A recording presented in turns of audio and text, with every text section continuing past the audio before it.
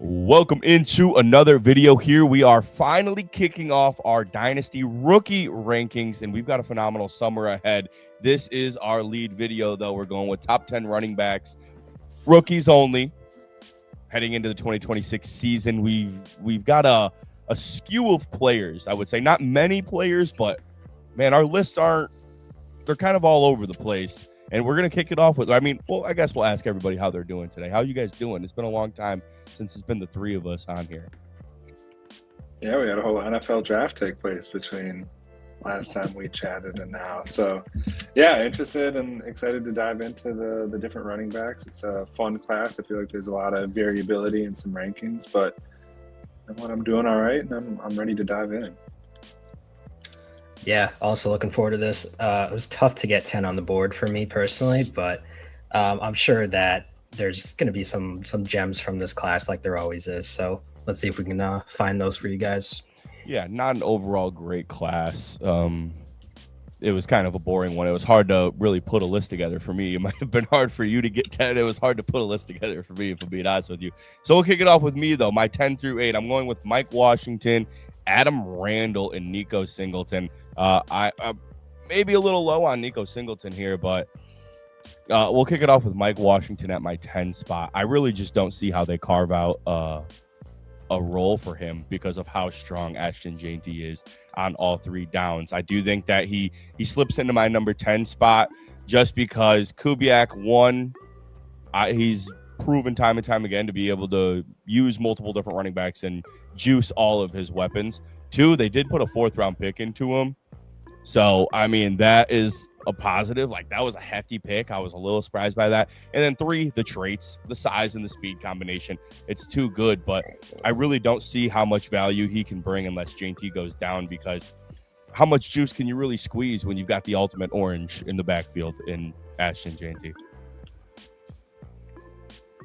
Yeah, it'll be interesting to see if he works his way into snaps outside of just, an injury or, a package here or there. Like, if he gets some consistent play time and the offensive line increases the way that we're all hoping it will for Jainty's sake, then I think it could end up being, to your point, Will, Kubiak, Seahawks last year, used a lot of 2 running backs, and it's frustrating at times. So maybe Washington's the beneficiary this year. Yeah, it's tough. Like you said, Ashton Jainty's kind of like that ultimate bell cow workhorse type of running back. I remember him as a prospect, that kind of being his number one trait was just his stamina and how many carries he had. So it is tough where it's kind of like Washington seems like a pure handcuff play more than a split backfield type of thing. Yeah, for sure. My number 9 guy, Adam Randall. I'm really excited about this player. He was in my top 10. I believe he was my number 9, actually, so he didn't do much movement with the landing spot. I do think he's in an RB3 role right now. I think he'll be behind Justice Hill and Derrick Henry. But what stood out to me is everybody thinks of Declan Doyle as Bears offensive coordinator, but a lot of his roots come from the Sean Payton tree. And Adam Randall just seems like a Sean Payton kind of player. One of them freak kind of tweener athletes coming out of the backfield, wide receiver turned running back. But Sean Payton's going to try and find a role from him. So that's kind of what I'm buying into. Justice Hill's not a part of the Ravens after this year. He could really find a way to carve out a good pass-catching role, I think, there, and be used in a multitude of ways. He's more of a stash player, in my opinion. But I don't know what you guys think on Randall's upside. We'll go ahead and get into Nico Singleton because I'm sure you guys want to talk about some of these players in your rankings as well. For me, Nico Singleton, I wasn't high on him coming out of college. The traits are there. He was this high-level prospect, but I didn't think he had the vision. I didn't think he was a reliable running back in any way, shape, or form. And it's a big year for Cam Ward. It's a big year for Brian Dabble. I think that, with the Carnell Taints that are going to be throwing the ball to Carnell Tate, they brought in Wan'Dale Robinson. They've got Alec Ayomanor and Shamir Dike there. I think he's going to go with some more reliability in the backfield. You can get that from Tony Pollard and Tajay Spears.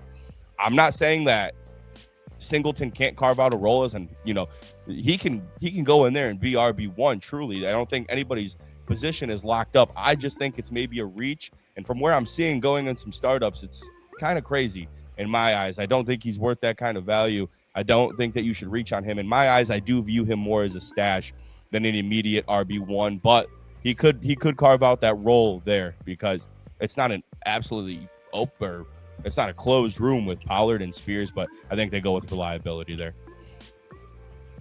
Yeah, I mean, it's so funny and kind of painful to hear you rattle off the skill position players over in Tennessee. Like, there's not much going on that side of the ball. So, as we get into some of my guys here, I think I like the draft capital and the opportunity and, the talent coming in, like outside of the top two. It's kind of a crapshoot. And so that's why you'll see Singleton a little bit higher up on my board. But, yeah, I get what you're saying. It's not a very exciting ceiling, I'd say. No, I get the juice. Yeah, I'll make my case later, but I also have them much higher, so we'll get into that. Yeah, that's what I'm saying. We're at a full blown skew here. Let's get into you, Lucas. Though you got Heidenreich at the 10 spot. You're the only one rocking Heidenreich, but I like the juice there. You got Adam Randall as well and Mike Washington, though. Two players that I have in my 8 through 10 as spots as well. We can go ahead and get into them. Yeah, Heidenreich, I think, honestly, that was a vibes pick. Like, I think, kind of a good story. Like, wasn't sure if he was going to be drafted, and then, had his little moment on TV. And so in all likelihood, I don't know that he's like a true NFL player, but he did a lot in college. So maybe that versatility brings something to the pretty boring Pittsburgh Steelers offense right now. And, I think he's got the receiving upside. So if anyone's going to carve out a role, I think it could be Whitey here. Nice. Yeah, honestly, I know that Warren can get his plethora of receptions, but I was kind of wondering who's going to take over for Kenneth Gainwell. I mean, Kenneth Gainwell was seeing 6, 7, 8 receptions per game. That could very well be Heidenreich, but you also got Rico Dowdle there. You still have Caleb Johnson, who they invested some pretty heavy draft capital into last year. I'm on the Caleb Johnson's dead train, but I know that there's some truthers still out there and about. So I think just having 3 other faces who could bring some juice to the Pittsburgh backfield kind of made me a little lower on him. But somebody's got to replace those receptions, because there was a lot of receptions in that backfield last year that are gone now. And Rico Dowdle, he has some pass catching ability, but Heidenreich's probably got the highest ceiling on the pass catchers coming out of that backfield. So I like the pick. And then Mike Washington, That's fair. I could see him taking over, but Jaylen Warren probably is going to get most of that pass work, I would assume. I feel like he's going to be a great special teams player. Like, doesn't he just seem like a Navy guy, really gritty, tough? Just seems like an ideal special teams player. A soldier, It's a soldier, man. He'll sacrifice his body for the team, man. Oh, yeah. Yeah. And I'll quickly hit on my last 2 guys there. Randall, I think a lot of what you hit on, Will, there. I think one hesitation I have is that the fucking owner picked him. That wasn't even a GM draft pick. That was just like, I want to stick around here for another year, so you can have a little 6th-round pick if you like. And, it's interesting. I don't know that his game necessarily translates. Like, when I think about the type of running back that's going to do well in the Lamar Jackson offense, like, Randall isn't necessarily that guy to me. Like, and he's a good pass-catching running back. He's a big dude too, and but not big in the way that Derrick Henry is. So it's interesting. I don't know that it's necessarily my favorite fit, but he's obviously got ownership buy-in. Maybe that gives him a little extra leeway and a few extra snaps this year. And then Washington too, I think we hit on it. Like, I just don't know what his ceiling is. He's never, in Vegas going to be a starting running back outside of an injury. And even that, what you did mention, the 4th-round draft capital. So maybe they envision working him into on some normalcy, getting some good snaps. But I just think there's a ceiling there that doesn't exist in some of the higher spots. Yeah, I agree. Ryan, let's sneak in you here now. We got Randall, Washington as well. And then Kalen Black, the 3rd-round pick for the 49ers, sticking at your 8th spot. Touch on Black for us. Yeah, so for Kalen Black, I really love the player pre-draft, and he was actually the 3rd running back off the board, which, really shocked me. Apparently, Shanahan, after the draft, said he was their 2nd-ranked running back, which might have been some shots at their rivals up in Seattle. But regardless, I think Kalen Black's talent, as just as high as most of the guys on this list. It's just the San Francisco landing spot for me that's keeping them down a little bit. I mean, they draft running backs literally every year. Last year, I really liked Jordan James, and he barely got on the field. So Isaac Guerendo was the year prior. So I rather just he went to a better team for him. But if McCaffrey gets hurt, I really wouldn't be shocked if Black got the majority of the workload. So it's really just a solid handcuff, in my opinion. So I put him at number 8. At number 9, like you said, Mike Washington, we've already touched on him, just kind of the handcuff to Genty there. And then Adam Randall was, like, in my opinion, I really only had 9 running backs that I would say are draftable. Like, I'm not sure if I'd actually use a draft pick on Adam Randall in a rookie draft. I wanted to go with my original 10th, which was Robert Henry, but I let Will have this one. So I will put his boy Adam Randall on here. Like Lucas said, it's a cute story. They gave the owner a Make-A-Wish pick. He closed his eyes and pointed to a name on the board, or he spun a wheel, something like that. I forgot what the story is, but yeah, I wouldn't put much stock into it. The only reason he's my number 10 is because Derrick Henry, like behind Derrick Henry, there really isn't much there. And obviously Derrick Henry's pretty old. Honestly, I wouldn't be shocked if they add something in that running back room. I was kind of thinking, like, what about Alvin Kamara? Like, he doesn't really have a landing spot right now. I feel like his skill set matches Declan Doyle connection. So I could see something getting added in that room, but for now I'll put Randall in there with a role kind of carved out for him. Yeah, I like it. Let's go ahead and get a fresh slate up here. My 7 through 5. And we can maybe start working some of these guys in quicker. We can touch on them once. Kalon Black, Emmett Johnson, Demond Claiborne. Lucas, let's get into your 7 through 5. You've got Emmett Johnson, Nico Singleton, Jonah Coleman, and then Ryan, your 7 through 5. You've got Katron Allen, Demond Claiborne, Emmett Johnson. Overall, guys, we'll start off with Black, Johnson, and Claiborne. For me, Emmett Black, or Jesus Christ, Kalon Black, they're all blending into one. I'm telling you, this running back room's not that, or this running back class is not that special. Be careful. Kalon Black, though, for me, it's just like Brian Robinson Jr. saw like 100 touches last year. I think that if CMC is on the field, this guy, and he's healthy, this guy doesn't have much of a workload. But boy, let me tell you, I do think he comes in as the RB2, and he's a violent player, a powerful player. He's got the bell cow potential as the guy you can hand the ball off to 25 times. And in a Shanahan offense, that kind of is enticing for me. There's something going on with the Jordan James situation. How he didn't touch the ball last year with the kind of the backup running back issues they had outside of Brian Robinson Jr., because usually in these San Francisco offenses, it is a true committee. I mean, you got CMC taking on the workload, but the RB2 is kind of just a rotated role.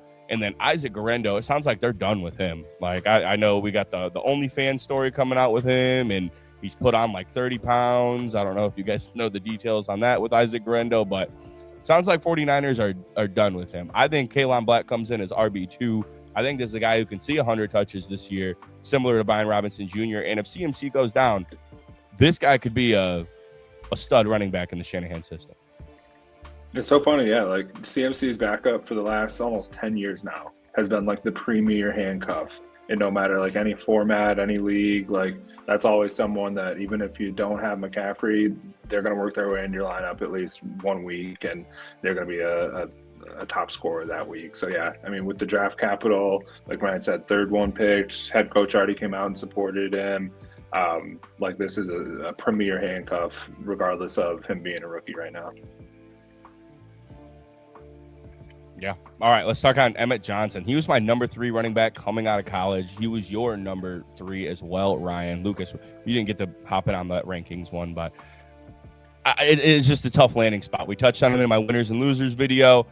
Chiefs is just a very tough landing spot, but I do think that there is still some potential juice there. You know, he is a 3-down back. I thought that this was a guy who could really come into an offense and be a starting running back in the NFL if he found the right landing spot. He didn't, but he's great in pass pro. He's a phenomenal pass catcher. He's just going to be working with Brashard Smith there. That's the worry. But if he can beat out Brashard Smith, you know, Kenneth Walker he saw like 12 touches on third down in Seattle last year. I know he has some prior years where he had some third down value, but he was not on the field at third down at all. If that's the role that Kansas City potentially uses him for, then Emmett Johnson could really carve out some good fantasy production, a decent amount of receptions, targets at least.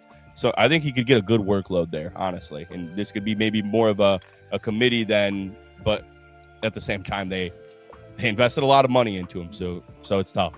Yeah, that's kind of the reason why I left him at number 5 is because, like you said, Kenneth Walker, not really that useful on third down, not really much of a pass catcher. not much of a pass blocker either. So those deficiencies took him off the field a lot in Seattle. Zach Charbonnet really was the primary running back at one point there. So I was thinking like maybe Emmett Johnson carves out a role in there, but I also kind of think Brashard Smith's a better complement to Ken Walker. So it is tough. I mean, I love this guy pre-draft. He was pretty close to my RB2, actually. I was kind of back and forth on him in price, but I think this is one of the worst like case scenarios for Emmett Johnson. Mm-hmm. But I will keep him at the 5 just because of his talent.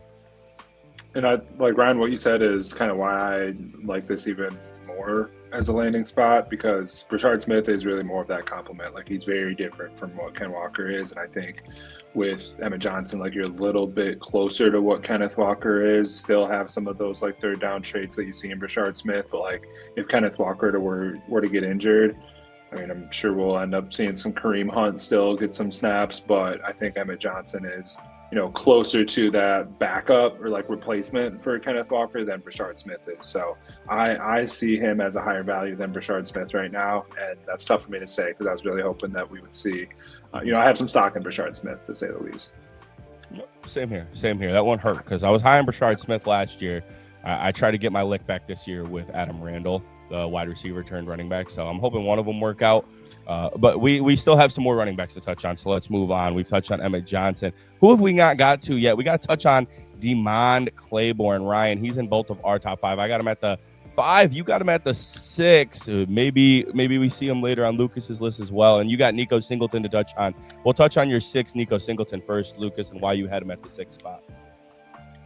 Yeah, I mean, there's just no clear number 1. And I think, Tajay Spears, Tony Pollard, they both have been doing their job in Tennessee. They're NFL players, but not good enough to win games for the team. And at some point, they are going to need someone, fresh legs, to come in there, give it a little bit of burst and really, have some sort of identity for that team. And odds are that's not going to be Nick Singleton. But right now, as good a shot as any. So I'm not really sure what the snaps in that running back room will look like.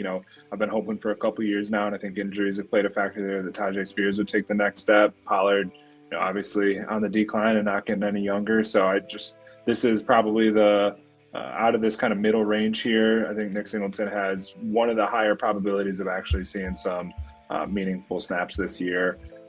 That being said, there's still plenty of reasons why you maybe should have some hesitations, but I think he's got a good opportunity to see good playing time.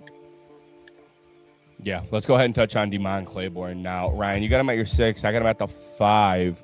What stands out to you about that Minnesota situation that I maybe like a little bit more than you do? But yeah, I mean, Claiborne was actually my pre-draft RB4, so he actually falls a little bit for me, which might seem strange because a lot of people look at this as a good landing spot. But for me, it's just off the poor draft capital. I mean, he went in the 6th round, which was a little bit disappointing. I thought he'd be more 3rd, 4th round capital. I just don't really view him now as like a starting running back. My RB comp was Keaton Mitchell, so I think he's probably going to be in that role where he's a 5 to 10 carry guy. He doesn't really have the frame to hold up for a big workload. Plus, he has the fumble issues. So for me, it's kind of like I don't really think the place he went matters that much since his role would have been the same no matter where he went, just as like a 5 to 10 carry guy. But the 6th round capital is rough, and it just showed me that the NFL didn't really like him as much as I thought they would. Mm-hmm. No, we talked about the reliability as well of Claiborne coming out of the draft. A lot of fumbles on tape. But I think this is like an exciting stash player. Mason and Jones both off contract after this season. So as of right now, he's the only running back on the roster for 2027. So if he can find his way into Kevin O'Connell offense, that's exciting. The question marks for me is Kevin O'Connell going to be there next year? That's where I start to get a little bit worried. They're going to have a new GM in-house. If things go maybe even more poor than we're expecting with the Kyler Murray situation, I think it's going to be a little bit of a boost in Minnesota. But let's say similar to last year, kind of struggle 500 once again, and he's out, then I'm going to be a little bit concerned. But I think that this is a good, really change of pace back in the future that Minnesota could really work into their offense. I like the upside and the ceiling on that one. Yeah, and I know Lucas does too. We can go ahead and talk about Claiborne with you, Lucas. You've got the 4, 3, and 2. Price, obviously, not much of a shocker there, but you got Kalon Black, someone who we were much lower on, and Demond Claiborne at the highest. What do you like so much about Claiborne and Black that stands out to you and to make them into your 4 and 3 spot? Yeah, for Black, I think it really is just the fact that like right now, I truly see him as one of the most valuable handcuffs in the league, and that's draft capital plays into that. Obviously, the offense that he's in is a big factor there. So I just think like he's as valuable as some vets in similar positions that we know can produce at the NFL level. So really like that, and I think with Claiborne too, the downsides that you guys just hit on to me aren't that big of a deal. Like I think fumbles and drops in college are overrated in my opinion. There's way more stories, it feels like, or maybe not more, but there's plenty of stories of guys who either are as sure-handed as they get in college, no career fumbles, and then who was it first snap in the NFL had a fumble after an entire college career of none, and then kind of the opposite as well, like where it's a problem and then you get to the NFL and it's just not something that ends up being an issue for them throughout their career. So I just don't put a whole lot of weight into fumbles, and I think if the draft capital had been higher, Claiborne could have broken my top 3 here.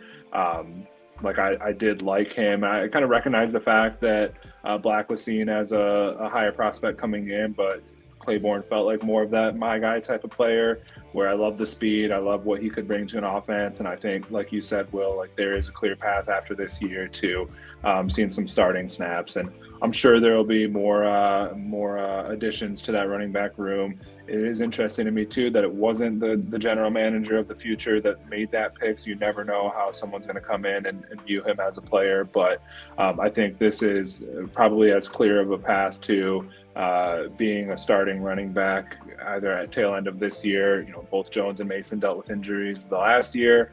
And I think next year, blank slate, who knows? So I'm a fan of that offense. I'm a fan of the Vikings. I'm a fan of Kyler Murray. So I think they're heading in the right direction. And I think he could be a piece of that if things start to click. Yeah, I like it. Let's go ahead and finish up other 4 through 2s. We can touch on Jadarian Price as a whole once we get through the rest of them. For me, I got Katron Allen at my 4 spot and Jonah Coleman at my 3 spot. And then you've got Jonah Coleman at the 4, Ryan, and Nico Singleton at the 3. I'll kick it off with Katron Allen. And I was very much higher on Katron Allen than most people in general. And for me, how I view the running back room is you've got to be a reliable football player. You've got to have good vision. You got to protect the football, and you got to run hard and be able to break some tackles. Katron Allen, one of the few guys in this classes that checks all those boxes. He doesn't offer much as a pass catcher, but the guy can block like a motherfucker, and he can get some screen work. But this is a guy who I think could be right there with Bill Krosky-Merritt, battling for the first and second down touches. And coming out of college, I'll take Katron Allen all day. I think what we saw from Krosky-Merritt in year 1 was nice, but I don't think it blew me out of the water. Like I wasn't stunned by this guy in any way, shape, or form. I think Katron Allen can go win that running back room, and I think there's a lot of people sleeping on his talent. Obviously, the 6th round capital scares me a little bit, but I think if you're past the 4th round as a running back, I really don't give a shit anymore. Like, I mean, Kyle Monungai was a 7th round pick last year, and he was one of the more promising rookie running backs in general.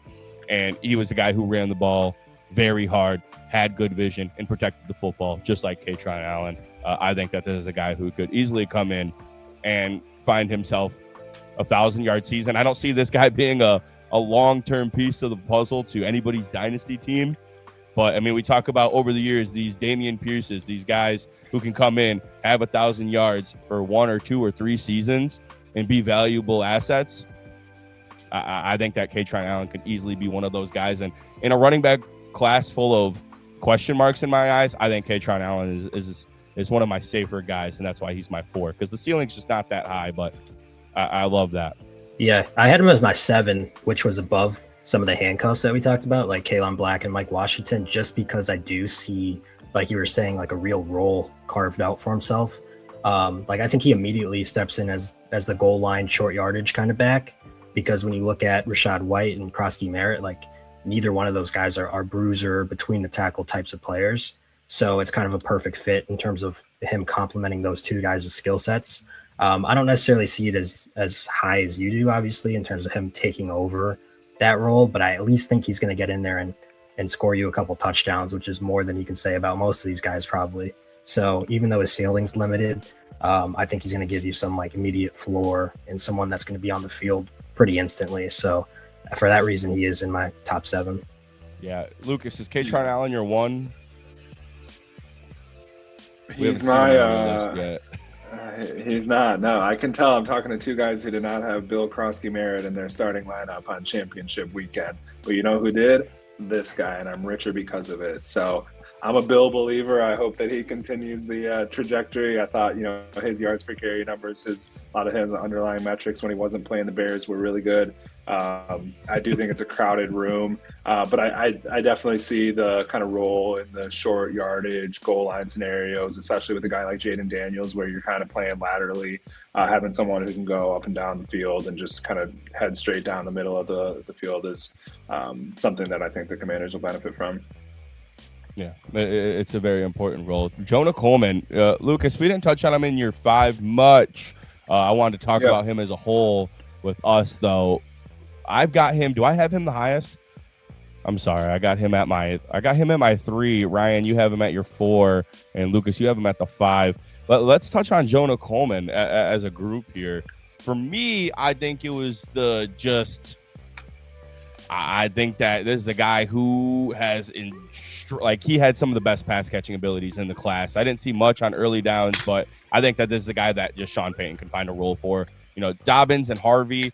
Harvey had a really good rookie year as a pass catcher, but I think he could. I think coming out of college, Coleman's just as good as Harvey was as a pass catcher, and he was a little bit disappointing as a pure runner overall. I would say Harvey. I was expecting more from him. I wasn't huge on Harvey either. He wasn't even my top 10 running backs last year, but he gets drafted in the 2nd round by the Broncos, and all of a sudden here we are. You got to put some stock into that. And so for me, I just think that Sean Payton spent a 4th round pick on him, an early 4th round pick. That's some serious capital in a class like this at running back. I think that he has a role planned out for him. And like I said, we're talking about a weak running back class here.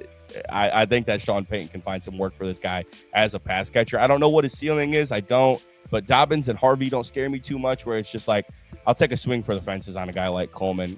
I wasn't even that high on Coleman coming out of the class. I think he was my RB6. So I think the Denver boost is really there for me. Yeah, it's I hated the landing spot. I'm a believer in RJ Harvey, and I think Sean Payton said a lot of really good things throughout the year about RJ Harvey. You're totally right, Will.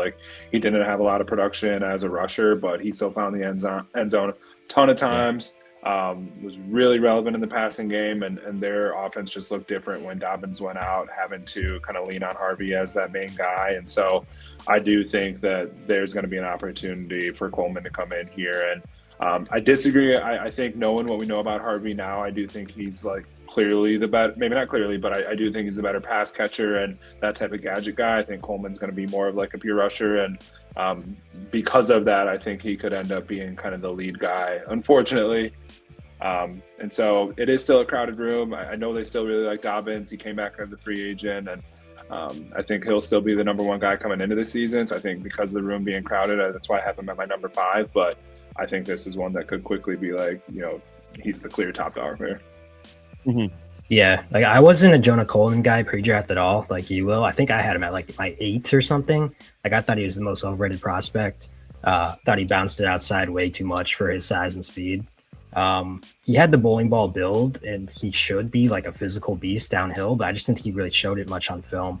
But he gets good draft capital, goes to Denver, which is probably one of the better immediate landing spots. J.K. Dobbins is super injury prone. Like you said, I wasn't a big RJ Harvey fan. I didn't have him in my top 10 either. I thought he was good as a rookie, but still, I just don't think he's some irreplaceable player. So ironically, my pre-draft comp for him was CJ Anderson. So maybe he's the new CJ Anderson in Denver. But yeah, I'm not very high on the prospect. And can we be honest with Sean Payton too? He just says stuff a lot of the times. He is one of those coach speak. You don't believe a single word he says. And I think he's been a complete disaster when it comes to the RB position, really since Alvin Kamara. And I think I remember Alvin Kamara, he didn't even want him. So I think he's been horrible at RB drafting. He takes my most overrated running back. RJ Harvey wasn't a top 10 guy for me last year. So I don't know. Maybe Denver's an overrated spot for running backs. I just think for For me, yes, you can't believe a word. I mean, we talk about like Pat Bryant. Pat Bryant compared to Michael Thomas, and he's probably as good as dead as it can be right now. Like, that guy's career is over. Just in general, though, I feel like Harvey's rookie season gives him juice, but I would agree with you in the sense that I didn't feel like it was enough where I was like blown away, like he can't be replaced. And I just think that's what it is. I'm not saying that Coleman is going to replace Harvey in any way, shape, or form. I'm not. I do think it's Harvey's room to lose, but I just think that Coleman has at least the upside to take over that if Sean Payton can find a role for him, because he does offer pass catching ability as well. I don't know. I the landing spot wasn't phenomenal, but the capital is there, and I think Sean Payton could maybe find a role for him overall. We still got Lucas. Did we lose you? You got me? Yeah, your screen's black, but we got you. I just wanted to make sure that you were still there overall. All right. You guys sound like Alvin and the Chipmunks, to be honest, for the last minute. So I want to give my stream a little refresh here. Oh, good. Yeah, no problem. Hop back in. We'll get you in there. Who we still have to touch on, though? I had Singleton. Yeah, go ahead and I'll let you get into that one. Yeah, so Singleton was my RB5 pre-draft, which was already like a little bit higher than most. There we go. Got you nice and clear right now. I love this landing spot for Nick Singleton. You know, everyone thought that this would be Jeremiah Love's spot, but it's not. So I think Singleton takes some of that juice. I think it's more of like a long-term play here a little bit, like next year, because Tyjae Spears and Tony Pollard are both expiring contracts. Both those guys are better than Singleton right now, but Singleton was handpicked by the new coaching staff. And in theory, next year he has the backfield all to himself. I'd be shocked if they brought back Spears or Pollard, but obviously I think they'll probably draft a starter next year. But either way, Singleton will have a good role carved out for himself there. Remember, this guy was a 5-star prospect kind of talent, very productive at Penn State, and he offers a ton of third down values as a pass catcher. So I look at Nick Singleton and I'm like, no matter what, next year he's got a role carved out for himself with Pollard and Spears gone. Whereas like the guys that I put below him, I don't think that there's like a defined role 100%. So I'm taking the swing on Nick Singleton being a potential starting running back next year, if not at least like a split backfield kind of player. Okay, and I think that's fair. Like I do like the traits are what like the traits are exciting for Nick Singleton. Like we said, he was a 5-star prospect. I just haven't seen it on film to think that he's going to get much of a workload, and I was lower on him than most. And so I think that overall, I think with Dabble, I touched on, I think he's more of a stash down the line. But I mean, if we come around and it's week 4 and Nick Singleton's leading that backfield because of the traits and because of how weak necessarily the room is, like I like Pollard and Spears, but I mean, like good solid sound players. That's about all they are. You know, there's been a lot of Tyjae Spears truthers out there. He never really hit that ceiling, but overall, Nick Singleton could very well find himself a role down the line. We keep losing Lucas here, and it's making me sad. But we can go ahead and touch on Jadarian Price at number 2. One of the more, I would say, reaches overall as a franchise building draft pick. But Jadarian Price in terms of fantasy production, Lucas, you got us. Lucas, don't think he does. This video is going to be great. It's just going to be Lucas hopping in and out of the room. Lucas, you got us? All right. Regardless, Jadarian Price, the landing spot, the draft capital put into him, it's phenomenal. Yeah, picking off what Lucas was talking about there. He's my pre-draft RB2. I was kind of on the fence about that, but I thought Emmett Johnson was pretty close in talent, but clearly the NFL totally disagrees. First round capital, like you said, is kind of crazy. And he goes to the most RB needy team, in my opinion, gets the start for the Super Bowl winners. So it's like, you can't really imagine a better fit than that. As for the player himself, I'm still not extremely high on him. I actually think he's kind of like a worse Kenneth Walker from the standpoint that he gives you not much on third down, can't really block, can't catch. So I think once Charbonnet's back healthy, it'll actually probably be closer to a split backfield again than people are kind of expecting. But I still think he's the clear RB2 here, just based off an immediate role for both the immediate now and for the future, obviously being a first round talent, being there for the next 5 years.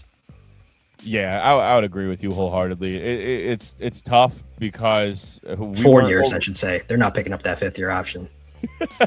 no shot in hell. Which is what I did. That's why I didn't understand the need to put like it gives you the opportunity, but there's no way that you're going to want to pay him what that 5th-year option is worth in a few years.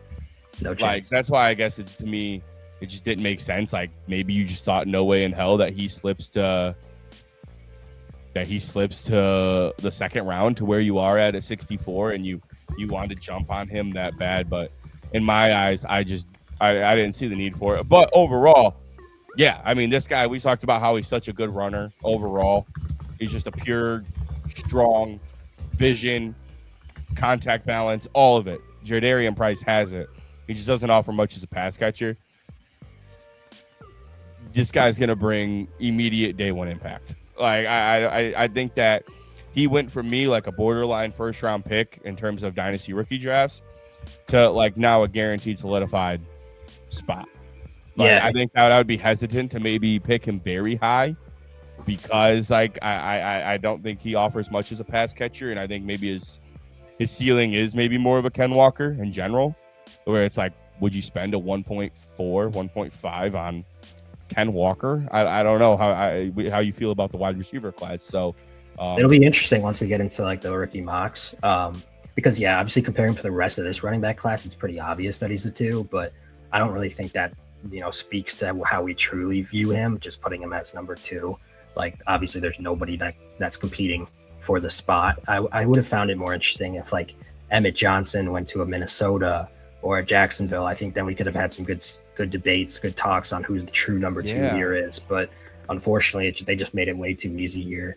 But I'm not that high on the prospect. You said he's maybe Kenneth Walker. I think Kenneth Walker was a way better runner than Jadarian Price. Like Kenneth Walker is probably one of the better running back prospects from a pure rushing standpoint that I can remember in like the last 4 or 5 seasons. Jadarian Price to me is just nothing stands out about him in terms of the running back talent. And I just think he's just an average player. My comp was Tevin Coleman. So it's like, I'm not viewing him as an elite talent here. And so that's why I view him as the Walmart Ken Walker, where he's probably going to be in that same role where Zach Charbonnet's dominating the carries here and the third down work. But we'll see what happens. Yeah, I get what you're saying. It's not overly enticing. I do think that there needs to be some precautions there, but unfortunately, it's just the name of the game. Here we go. Number 1 running back, Jeremiah Love, clear cut, 1.1 of the running back class, and probably 95 to 99% of most rookie drafts. Jeremiah Love, 1.1. And landing spot, not as great as you would want it to be. It goes into a loaded running back room in terms of money. They got a lot of money invested into Tyler Algier and James Conner, even though it's not necessarily a long-term. And even Trey Benson, he was a second-round pick. That's a pretty decently expensive rookie or running back contract. And there's heavy question marks with the play calling. I am not in any way, shape, or form a Mike LaFleur guy. So there's cause for concerns there. But outside of that, very hard to find any roadblocks for this superstar potential player.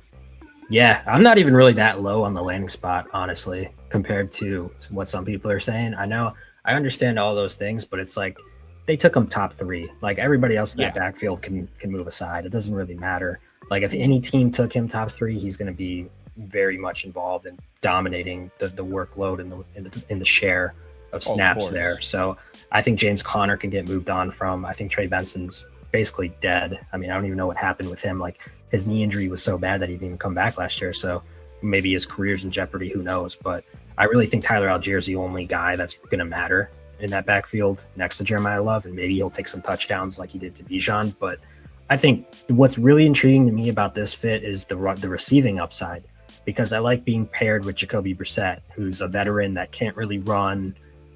He's going to check the ball down a lot. I mean, he learned from the best in his days in New England, Jacoby Brissett, when he was a young guy. So I think Arizona's going to be a really bad team. They're going to be playing down a lot. So I think Jeremiah Love's going to be near the top of running backs in receptions this year. And then when you think about the running too, it's like their O-line's decent. They've got a lot of weapons, so you can't stack the box. I don't think this is like much worse than if he would have went to Tennessee, where he would have been with a rookie quarterback or a second-year quarterback, a guy that probably won't utilize the check down as much, and then not a lot of weapons on the outside. Yeah, and I think, with Dabble, though, that was the enticing thing for me. And I mean, I have no Jeremiah Love stock. I don't own 1-1 in any league. So I'm not overly worried about the landing spot dynasty wise. And for a player like this, like you said, he's a top 3 pick. Like, it's going to be okay. I just have cause for, running backs can get their workload. Doesn't matter the play caller, doesn't matter that. I just think if we're talking ceiling, I don't have much faith in Mike LaFleur to utilize him in the absolute best way possible, like some of these better play callers across the NFL can. Overall, he's still going to be, he's still an easy top 5 running back overall dynasty value in general. Mm-hmm. He's a stud.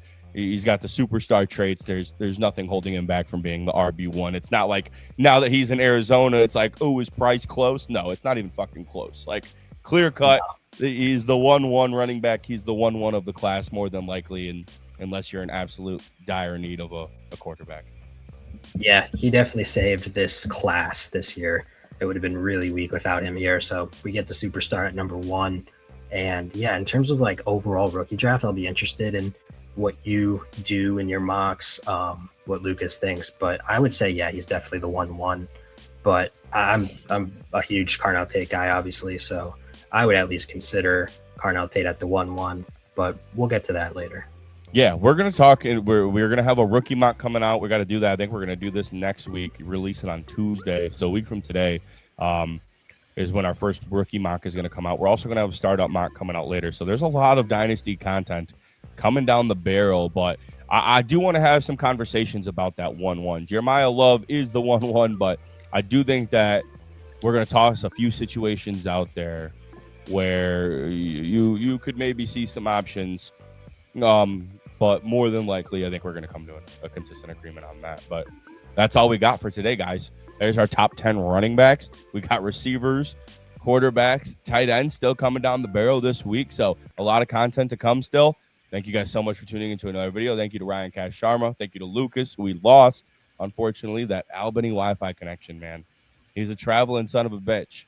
That's all he is. But appreciate the time and effort anyway, Lucas. It is always much appreciated.